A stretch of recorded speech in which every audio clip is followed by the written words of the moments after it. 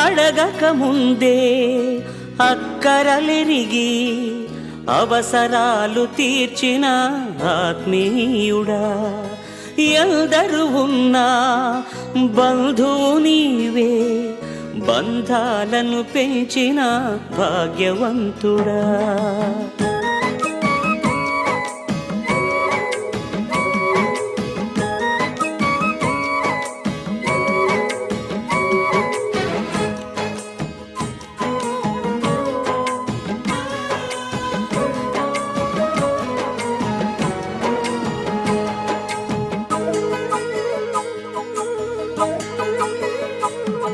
పదే పదే నేను పాడుకోనా ప్రతి చోట నీ మాట నా పాటగా, మరి మరి నేను చాటుకోనా